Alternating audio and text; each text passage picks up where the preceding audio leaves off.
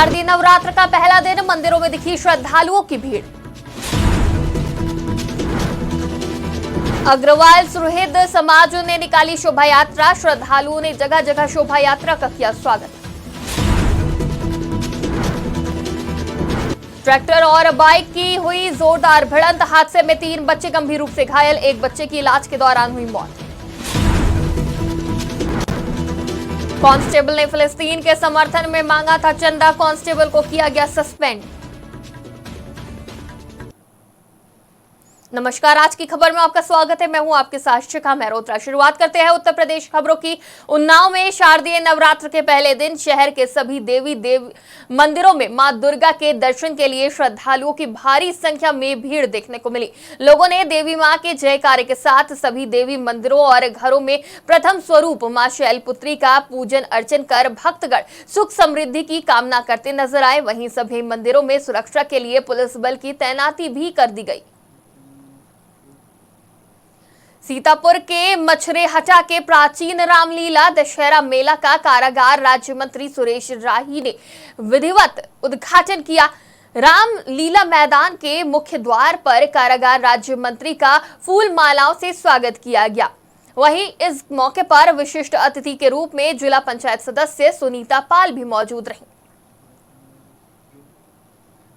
रायबरेली के रहने वाले एक युवक ने खुद को आग लगाकर अपनी जीवन लीला समाप्त कर ली। बताया जा रहा है कि युवक की मां उस वक्त पूजा करने मंदिर गई थी। जब पूजा कर वापस लौटी मां तो कमरे की खिड़की से आग की लपटें देखकर दंग रह गई और शोरगुल करने लगी। शोरगुल की आवाज सुनकर पहुंचे ग्रामीणों ने दरवाजा तोड़कर किसी तरह आग पर काबू आया, लेकिन तब तक अमरपाल की मौत हो चुकी थी।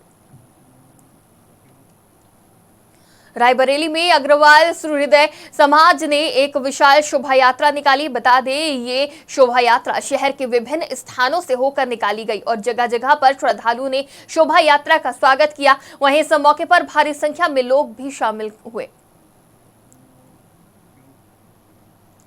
मामला गोवर्धन सौख मार्ग का है, जहां नगला अकखा बाबा कढेरा सिंह विद्या मंदिर के पास एक ट्रैक्टर ट्रॉली और बाइक की जोरदार भिड़ंत हो गई।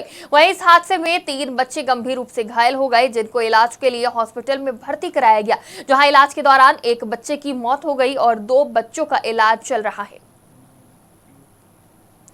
मथुरा शहर कोतवाली क्षेत्र के पास एक बंद पड़े मकान से बदबू आने पर पड़ोसियों को अनहोनी की आशंका हुई और शहर कोतवाली पुलिस को इसकी सूचना दी गई। वहीं सूचना पाकर मौके पर पहुंची पुलिस ने दरवाजे को तोड़ा तो कमरे में फांसी के फंदे से लटका हुआ शव मिला, जिसके बाद पुलिस ने शव को कब्जे में लेकर पोस्टमार्टम के लिए भेज दिया। वहीं पड़ोसी संदिग्ध परिस्थितियों में मौत होने की आशंका जताई जा रही है। 2024 से पहले तमाम राजनीतिक पार्टियों ने अपनी चुनावी तैयारियां तेज कर दी है। इसी कड़ी में सुहेलदेव भारतीय समाज पार्टी ने पूर्वांचल प्रदेश के लोकसभा संगठन प्रभारी की सूची जारी कर दी है। वहीं इस मामले में कार्यालय प्रभारी धर्म प्रकाश चौधरी ने जानकारी देते हुए बताया कि सुहेलदेव भारतीय समाज पार्टी ने लोकसभा चुनाव 2024 को लेकर अपनी तैयारी तेज कर दी है और इसको लेकर पार्टी की तरफ से 28 संगठन प्रभारियों की सूची जारी कर दी गई। इस लिस्ट में सालिक यादव, संतोष यादव समेत कई लोगों को बड़ी जिम्मेदारी दी गई है। लखीमपुर खीरी के एक कांस्टेबल ने फिलिस्तीन के समर्थन में चंदा मांगा था और उसका ये पोस्ट सोशल मीडिया पर काफी वायरल हो रहा था, जिसके बाद एडिशनल एसपी को मामले की जांच सौंपी गई। जांच में आरोपी सही पाए गए और सिपाही के खिलाफ कार्रवाई करते हुए उसे सस्पेंड कर दिया गया। हरदोई के पंजरवा किला गांव का ये मामला चर्चा का विषय बना हुआ है। दरअसल हरदोई के इस गांव में कई लोगों को नहर विभाग ने नहर काटने के आरोप में नोटिस जारी किया और साथ ही उन्हें अपनी सफाई सबूत पेश करने के लिए भी बुलाया गया। वहीं जब नोटिस पहुंचा तो उसमें पता चला कि कई लोग कई साल पहले मृत हो चुके हैं, जिसके बाद किसान नेता राहुल मिश्रा ने अधिकारियों पर आरोप लगाया कि अधिकारी बिना किसी सत्यापन के ऑफिस में बैठकर नोटिस जारी कर देते हैं और साथ ही कहा कि अगस्त में गांव में करीब 30 लोगों को विभाग ने नोटिस जारी कर दिया था। इस मामले में संगठन ने डीएम से मिलकर शिकायत की थी और डीएम ने हस्तक्षेप के बाद नोटिस से निरस्त कर दिया था। लेकिन इधर फिर विभाग ने गांव में ग्रामीणों को नोटिस भेज दिया। फिलहाल मृतकों के नाम नोटिस जारी होने के मामले को लेकर विभाग के अधिकारी कुछ भी बोलने से बच रहे हैं। नहर विभाग है, इसके द्वारा पहले भी 1 माह पहले यहाँ विकासखंड पिहानी ग्राम अंदा इब्राहिमपुर में किसानों को जो नोटिसें जारी करी गई हैं, इनमें लिखा था नोटिसों में कि जो जानवर हैं उनके द्वारा नहर में पानी पीने को लेकर के नहर को नुकसान हुआ है। इसको लेकर लगभग 3 दर्जन किसानों को नोटिस जारी करी गई थे, जिसमें भारतीय किसान यूनियन के द्वारा जिलाधिकारी हरदोई से वार्ता कर उन नोटिसों को खारिज कराया गया था। और अभी ताज़ा प्रकरण आया है जिसमें विकासखंड पिहानी के ही पंडरवा किला के कुछ ऐसे किसानों को नोटिस विभाग के द्वारा जारी करी गई हैं जिनकी मृत्यु कई वर्षों पूर्व हो चुकी है। उनके परिजनों को जब नोटिस मिली है तो वह चिंतित हैं कि हमारे परिजन जिनको नोटिस जारी हुई है वह कई वर्षों पूर्व मृतक हो चुके हैं, उनको इस प्रकार की नोटिस जारी करके किसानों का शोषण किया जा रहा है। गाँव में लगभग 2 दर्जन से अधिक लोगों को नोटिस जारी किया गया है, जिसके खिलाफ भारतीय किसान यूनियन के द्वारा यह कहा गया है कि अगर इन नोटिसों का निस्तारण नहीं किया गया तो आने वाले दिनों में महिला। फिरोजाबाद में महिला किसान दिवस के अवसर पर एक कार्यक्रम का आयोजन किया गया और इस कार्यक्रम में कैबिनेट मंत्री ठाकुर जयवीर सिंह ने महिला किसानों को सम्मानित किया और बयान देते हुए कहा कि उद्यान और कृषि विभाग मिलकर संयुक्त रूप से किसानों के हित में कार्य कर रहे हैं और प्रदेश सरकार आलू के बीज पर 50% का सब्सिडी दे रही है, जिससे देश की महिलाएं सशक्त होती हैं, उससे देश का भविष्य उज्जवल होता है। महिला सशक्तिकरण पर तमाम कार्यक्रम और तमाम योजनाएं चल रही हैं। इसी के परिप्रेक्ष्य में आज कैबिनेट मंत्री ठाकुर जयवीर सिंह आज हमारे साथ हैं। आज महिला किसान दिवस भी था, उसके परिप्रेक्ष्य में क्या कुछ कहना है ठाकुर जयवीर सिंह का कि प्रदेश में जो किसानों के उत्थान के लिए, जो महिलाओं के उत्थान के लिए जो कार्य कर रही हैं, उसके बारे में क्या कहना है?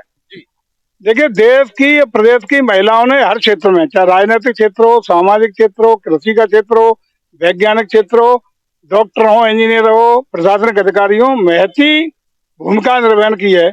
महिलाओं को प्रोत्साहित करने के लिए, आगे बढ़ाने के लिए, ताकत देने के लिए प्रदेश सरकार और देश की सरकार तमाम कार्यक्रम चला रही है और साथ ही साथ राजनीतिक रूप से नेतृत्व प्रदान करने के लिए 33% आरक्षण देने का भी काम कर रही है। इसके लिए इस शारदीय नवरात्रि के पहले दिवस पर महिला सशक्तिकरण के लिए, महिला शक्ति के लिए बहुत बहुत नमन, प्रणाम और बधाई। सर, मेरा एक और सवाल ये है कि जैसे प्रदेश सरकार किसानों के उत्थान के लिए तमाम योजनाएं चला रही है, उसके उत्थान में जनपद फिरोजाबाद को बीज के संबंध में क्या उपलब्धता हासिल कराई है? जी, आप देखो ना, यहाँ सारे जो भी हमारे कृषि के बीज हैं उनमें 50% सब्सिडी भी हम दे रहे हैं। हॉर्टिकल्चर का जो बीज मिल रहा है आलू का 1000 रुपया प्रति क्विंटल, उस पर प्रदेश सरकार सब्सिडी देकर किसानों को दे रही है और बीज की कोई कमी जिले में नहीं रहने दी जाएगी। फिरोजाबाद अग्रणी जिला कृषि के उद्यान के क्षेत्र में जा रहा है। देवरिया के भाटपारा रानी में राजेश सिंह दयाल फाउंडेशन के द्वारा 2 दिवसीय स्वास्थ्य शिविर चलाया जा रहा है, जिसमें 14 से 15 तक स्वास्थ्य शिविर का कार्यक्रम होना है। बता दें, शिविर में अभी तक लगभग 4000 से ऊपर मरीजों का इलाज हो चुका है, जिसमें मरीज काफी खुशहाल नजर आए। बदायूं में थाना फैजगंज के पास के गांव में पिछले 5 दिनों पहले हुई 8 साल की बच्ची के साथ दुष्कर्म कर बच्ची की हत्या के मामले में आरोपियों ने परिजनों से फिरौती की मांग की थी, जिसमें पुलिस ने एक आरोपी को पकड़कर गंभीर धाराओं में मुकदमा दर्ज किया है और अन्य आरोपियों की तलाश में जुट गई है। वहीं आक्रोशित ग्रामीणों ने एमएफ हाईवे बदायूं मुरादाबाद मार्ग पर बैठकर जोरदार प्रदर्शन किया और जल्द से जल्द आरोपियों को गिरफ्तार करने की मांग की। उत्तर प्रदेश की खबरों में फिलहाल इतना ही। देश और दुनिया की तमाम खबरों के लिए देखते रहिए आज की खबर।